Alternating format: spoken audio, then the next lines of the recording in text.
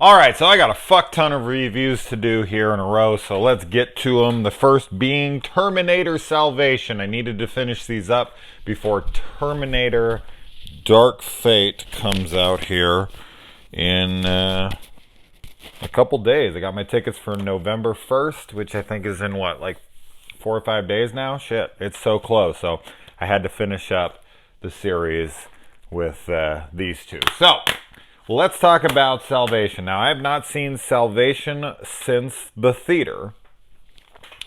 And it was one I saw and I was like underwhelmed. I just kind of was like, whatever about it. And I've always meant to revisit it. I've always wanted to go back and give it another view. And just for some reason, I just never have. And having watched, 1, 2, 3 pretty recently, I was like, all right, I want to see where this fits in the timeline. I want to see the tonality of it. I want to see, the whole thing. And having revisited it, I can say that I definitely liked it more than my first viewing. I liked a lot of it. There's a lot that I really enjoyed about this movie. I think where the film really lacks, and I think that the reason that this movie is disliked as much as it is that there's very little character moments. It just feels like action set pieces, and it really revolves and depends heavily on your attachment to the series before it. Like, this is John Connor. You know who he is. Okay, we don't really need to focus on his character much. He's just there. He's a resistance, he's one of the resistance leaders. He's not the main resistant leader. And that's where they kind of took this in a different direction, where you would think that John Connor would have been the top dog, right? But he's not. In fact, he's thought of as a false prophet by a bunch of people. Even the higher ups are like, we don't buy into your bullshit. So I thought that was interesting, but I just think that there's very little focus on characters and character development. We don't really get an intimate look at them. Kyle Reese, we're introduced to him, played by the amazing Anton Yelchin, who unfortunately passed away. And it's just, he's not fleshed out. We don't really get to know him much at all. You got Sam Worthington's character in here, which there's interesting elements to it, but at the end of it, it's like he's forming this relationship with this girl played by Moon Bloodgood, right? I think that's her name. But yeah, real pretty girl. They have this instant chemistry that we're supposed to buy, that I'm not completely opposed to their chemistry per se, but there's now there is love at first sight. I do believe something like that kind of exists. But this is ridiculous. There's no earned love between them. It just feels very forced that they have a connection instantly. Now, hey, you're in a post-apocalyptic wasteland. There's not a lot of options. This is the first hot guy she's seen in a while. Kind of. I mean, maybe she's just like, oh, somebody new. I haven't fucked this guy, and he still has his face, and everybody else is all beat up and dirty. But yeah, I wasn't buying that. Someone pointed something out to me that I thought was really cool. I can't remember who exactly it was. I think it was a friend of mine named Kieran, but I could be wrong on that. Anyway, they had said that parts 3, 4, and 5 were essentially like fan fiction on film. I think that's a perfect description of these. Because the way I view Terminator 3, Salvation, and Genesis is like alternate timelines. That Terminator went there's like a multiverse essentially, like that it went off in a million different directions, that there's so many different possibilities. And we're seeing one in Terminator 3. We're seeing one in Terminator Salvation. We're seeing one in Genesis. We're seeing one in Dark Fate. Like, these are all the schisms, the timelines that have broken off, and we see these multiple variants there. And I think that's pretty cool. Will anything ever compare to the first two movies? No. None of these do. And I get that. But people trash these movies. And there's not been anything Terminator that I've watched yet that I'm not a big fan of, that I haven't really enjoyed. Genesis, Sarah Connor Chronicles, all of it. I really enjoy the shit out of this franchise. So I have no doubt I'll be a big fan of Dark Fate, and I just like this world. I like exploring it. The fan fiction thing is just a perfect. If you've ever read fan fiction, or even continuation, I'm looking down at my Star Wars EU, my old EU books, and then the newer Disney canon books. The expanded universe novels or something that kind of filled in the gap between films if those never were getting made or whatnot, and making those actually into films. That's kind of what it feels like. But I guess anything outside of the original that the director or writer doesn't work on is technically fan fiction. But you know what I'm getting at.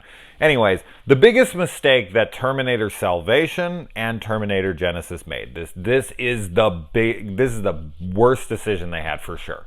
Making them PG-13. That was a huge, huge mistake. Now, I remember, because this is an R-rated cut that I have that's like 3 minutes longer. This is the director's cut. And I remember an interview, now correct me if I'm wrong, or link me to it, but I swear McG, who directed this, who of course did the Charlie's Angels movie, but he did the amazing Babysitter movie for Netflix a couple years ago. I remember him doing an interview, and he was talking, Moon Bloodgood was there, and she did a topless sequence. Now, it's just from the side. You do see some nipple, but it's not like dead on shot. But he was talking about like, we shot a scene where we got to see her boobs, and they made us cut it because of the PG-13 rating. Don't you want to see her boobs? And she was there, and she was like, yeah, don't you want to see my boobs? Like, demand the R-rated cut. I don't know why. That's always stuck in my head. Like, yeah, you want to see this chick's tits? I just feel like something like that today would just be like, oh, he's objectifying her, and this, which is so fucking stupid. I mean, this is what fanboys want. They want to see hot chicks' tits. You don't like it, I don't know what to tell you. Another thing that kind of hit me while I was watching this was this really was like trippy to me in the moment. But I was watching, I was like 10, 20 minutes in. And there was a young Kyle Reese, like a baby Kyle Reese here, who's like 18 years old or something. And this is before John sent him to, protect Sarah. And I was like, wait a minute. Even though Salvation is way in the future, this technically is a prequel. But also a sequel, just because of the time paradox and just like the spinning. But this is a young Kyle Reese before he goes into Terminator 1. And I'm like, that makes this a prequel. Huh. Which technically Genesis is a prequel as well, except for the timeline gets split. And so when he goes to 1984, it's a completely different 1984. Well, not completely different, but the events have obviously changed because we'll get to that in the Genesis review. But I thought that was really interesting. It just kind of tripped me out in the moment. So yeah, I mean, we got a really cool cast here. Christian Bale, obviously playing John Connor. It's a huge one. And I don't know. I mean, I'm not going to talk about this very long. But the whole controversy that happened with this movie, and this was the movie where Christian Bale lost his fucking mind on some, I don't know what the guy was. I don't know if he was a gaffer. I don't know if he was a boom mic operator. I don't know what he was, but he was fucking obliterating this guy. Correct me if I'm wrong. That was this movie, though. I'm like 99% sure. I remember listening to that and just being like, I felt very torn on that situation because I don't know. I wasn't there. I don't know. I know that Christian Bale is a method actor. He gets very into his role. Now you could roll your eyes at that and be like, dude, this is Terminator Salvation. How deep did he have to go? He takes every role seriously, you know? And that's whatever it is. And yelling at a guy like that, is it cool? Is it right? No, of course not. But at the same time, like, he's deep in his role. And if this guy just kept fucking him up over and over, and he was like, you're unprofessional. If you're on this set, I'm fucking quitting, you know, this and that. I don't know. I wasn't there. I mean, things out of context make people look terrible. Of course, Christian Bale is this mega rich, successful, you know, top of the world kind of guy. And this other guy's Joe Blow. Everyone's, of course, going to jump on the dude side who's there, who's getting yelled at by the big dude, you know. It didn't really hurt his career all that much, obviously. He's still as big as ever. He's making that Ford versus Ferrari movie. He's fucking Batman. He's, you know, it didn't hurt his career, but it did for a minute. So anyway, I don't even know why I brought that up. I don't even think I have that written down in my notes, but anyway. All right, so we got Anton Yelchin. God, so sad. Common. I actually love Common as an actor. I always like when I see him on Hell on Wheels and John Wick Volume 2. I see him all over the damn place, and I actually really dig him as an actor. Michael Ironside, of course, is always great to see. You got Helen Bonham Carter in here, which I completely forgot about. You got Bryce Dallas Howard, who is playing Kate from Terminator 3 Rise of the Machines. So they actually did stick to that continuity potentially there, by Kate and Chris and John still having a relationship after the fallout. But I don't know what year this is set in, and if this was post. I don't know what continuity. I think I'm sorry. I watched this days ago. The year is 2018. So yeah, okay, it would play into, okay, this is right, because in the Terminator 2 or Terminator 1 timeline, Judgment Day is supposed to happen on in August of 1997, if I remember correctly, and then it doesn't happen. And then in Terminator 3: Rise of the Machines, I wish I would have watched these closer together. The bombs fall somewhere around that time, like 2004, 2005, maybe even a little later. I can't remember, but maybe it's even 2003. But when, you know, Kate Brewster and John Connor are there and they go to the shelter and this and that, it is in the 2000s. It wouldn't have been 97 was when it was wiped out. And in this movie, Sam Worthington's character, the convicted murderer who's on death row, he is in 2003. So this is definitely following the timeline of Terminator Rise of the Machine. So this one does play into it. And then Genesis just kind of reboots it. It's kind of like a Star Trek thing where it's not a remake, it's just a reboot of the storyline while still considering the originals to be real and canon.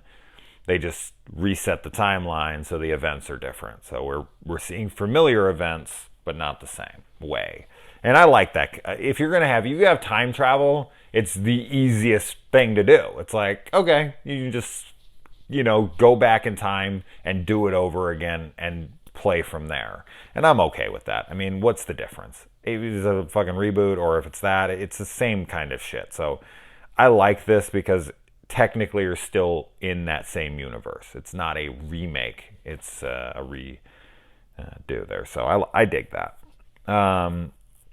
And another thing, I remember when this was announced and I saw a trailer or when I saw the synopsis or whatever, I was like, an actual film, because we got 3 films in a row that took place with Terminator being sent back through time to protect John Connor or Sarah Connor or whoever, and you know, the war's coming. This is like Game of Thrones, man. Winter is coming. When the fuck is winter coming? And then finally, you know, seasons and seasons and seasons in, you're like, there, winter is here. And it's like, oh my God, finally, winter's here.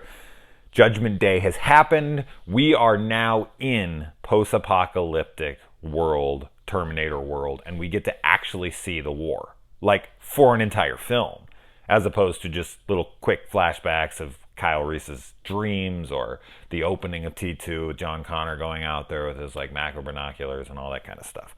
So we do actually get a whole film set in the Terminator War, which I dig. And I mean, I like that we get to see them actually find out about the T-800, and that kind of brings John's prophecy to light there. They're like, okay, you know, because I'm sure throughout he's been telling them this is what's going to happen, stuff like this, T-800, and they're like, and then a T-800 actually shows up. And their big plan is, of course, to shut down Skynet. And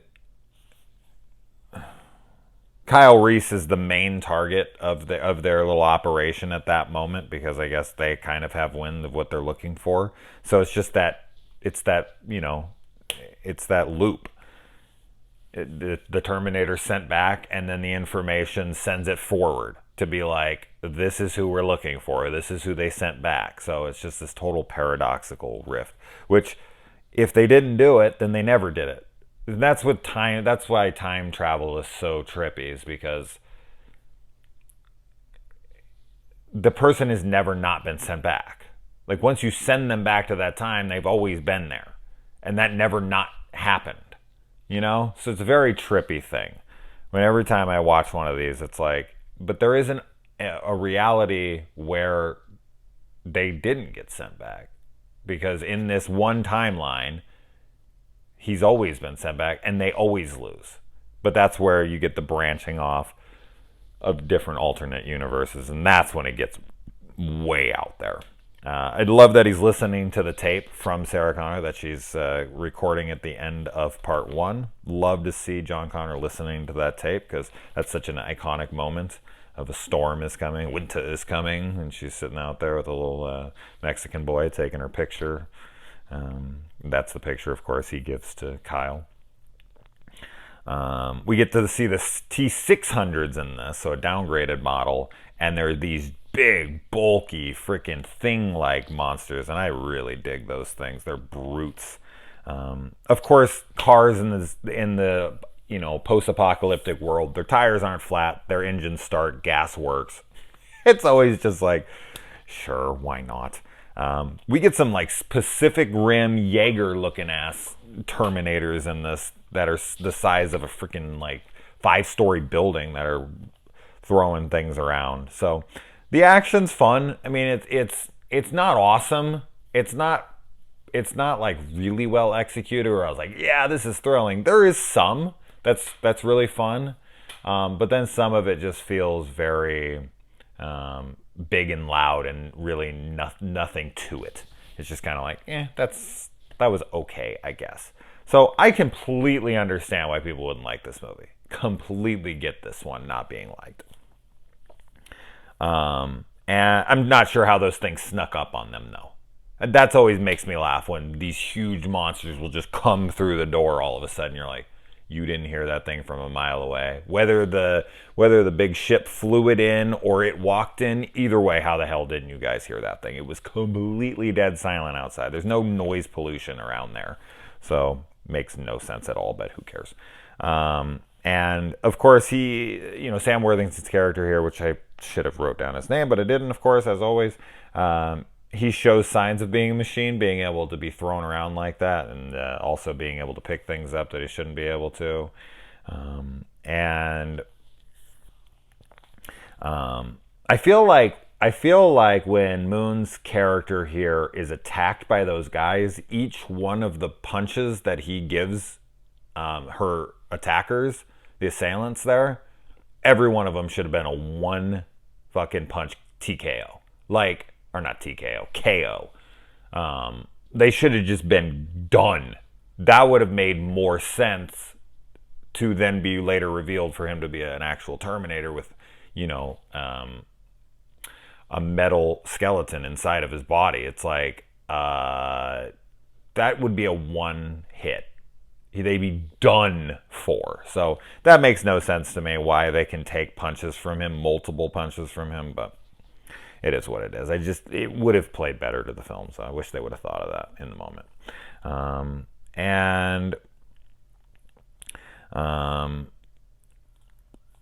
yeah, I like that they find out that the Now, I think that the ending. I'm going to save that actually because that's the very ending. We'll get to that, so I'm going to come back to that.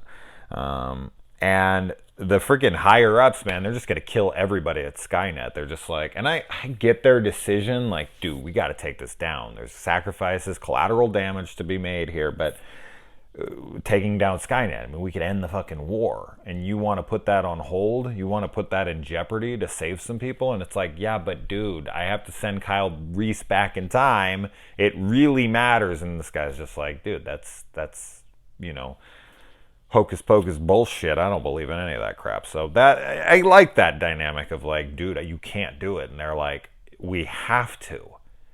All these people would gladly give their lives to, or at least you would think, they would gladly give their lives to stop Judgment Day from here on.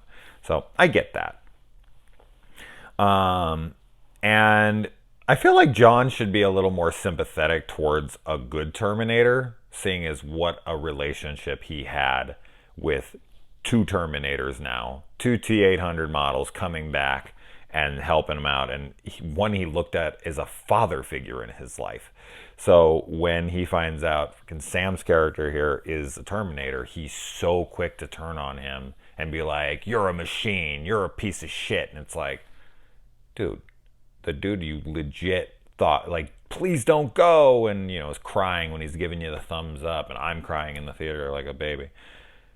I just feel like, I don't know, there's no sympathy. There's no anything, but I get it. He's being cautious. He looks at that thing as a perfect infiltration device, which ends up being correct. And that's where I said we're going to keep that for the end, but there you go. And Blair, there's her name. She believes in him, so she breaks him out. And man, that chick has some tough hands to be able to rappel down that metal chain with her bare hands. That was nuts. I was like, yeah, right, dude. You'd look at your hands and there'd be nothing there. It's really sad too when she's like, what are you? And he's like, I don't know. That would be terrible, man. Absolutely terrible to have that happen. Like where you just wake up and you tried to do the right thing. You tried to give away your organs to science so that they could save lives because you feel like you killed your brother and you don't feel like you deserve any life anymore. And then when you wake up, you're this Frankenstein monster. You don't know what the hell you've done. That would definitely be terrible. We get a I'll be back line from John. I like that.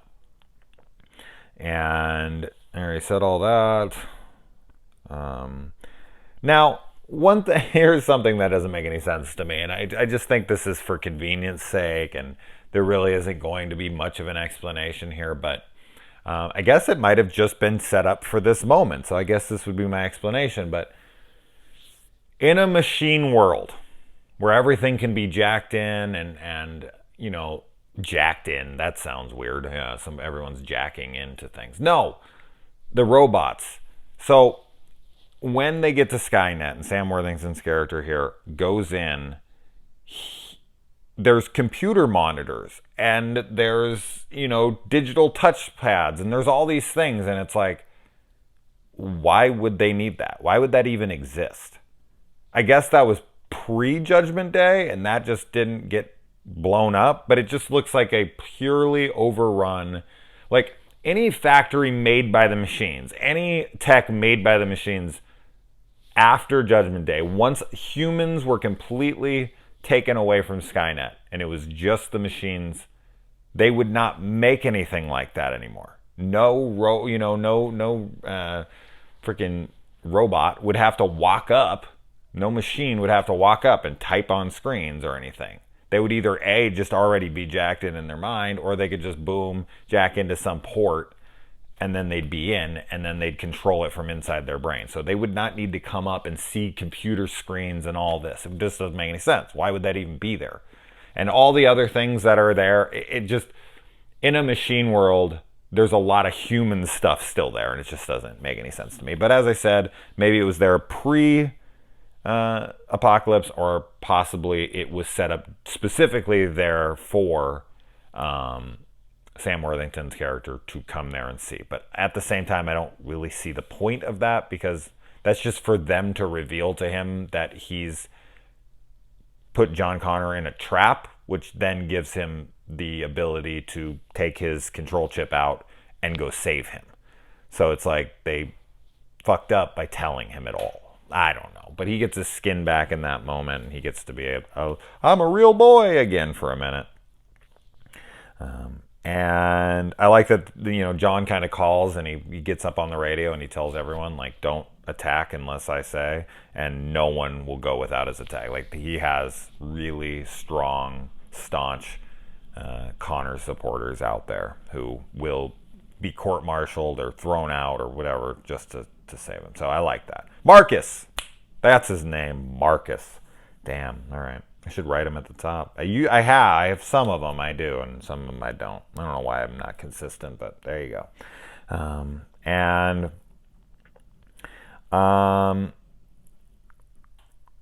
don't even know what the fuck I wrote down here. This is what happens when you watch a movie days ago. Brought them John Connor, good thing for Blair. I don't know. I don't know what the hell I meant there. Shit, I don't know. Okay, so now we're at the end. So the signal is a fake. This was all a ploy to not only get John Connor to come straight into Skynet to get killed by a T-800, but also for all the commanders who think they have this tech that's going to shut down their ships is just a homing beacon for them to find them and kill them. I think that is just brilliant. I love the ending of this movie. That explanation of, like, you were the perfect infiltration unit. You went in there, we set you off just in this perfect key moment. You went in there, you got his attention, you talked him into coming, you sold him the false, you sold him the lie. And then they tested this thing out. They thought they had the one up on us, and this whole time it was all a trap. I think that's all really, really smart and really cool. And I was like, all right, that's awesome. And brought them John Connor, good thing for Blair.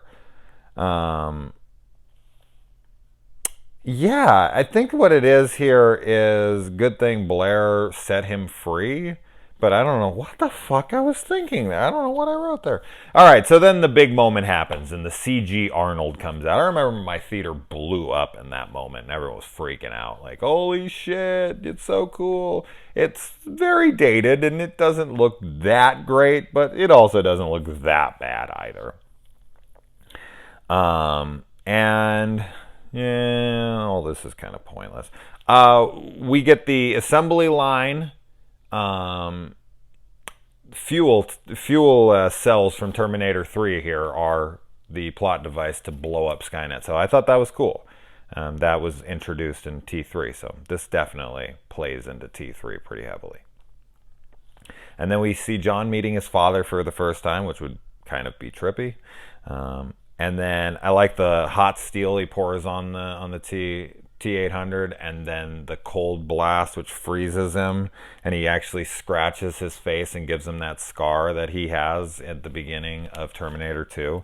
I'm glad that they described that. Then John's stabbed, and Sam gives him his heart. He finally gets to give him the donation that he always was supposed to.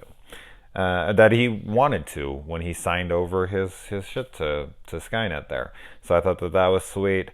And then, I mean, it's a little convenient that he was a donor match and that they had the equipment to actually perform an open heart, transfusion. Like, really? Like, a transplant? A heart transplant? Really? You know how fucking dangerous that is, and the kind of room you would need for that, and that they didn't look like they had a clean room for that. But it's a movie. Who cares? He gives John his heart. So from this point on, John has the heart of a once reformed Terminator, which I thought was kind of neat and interesting. And so from there, the fight went on, but we never got to see where the fight led to. Good thing for Blair. I guess we'll never know what the hell I meant there. So anyways, all right, I got to move on. Let's move on.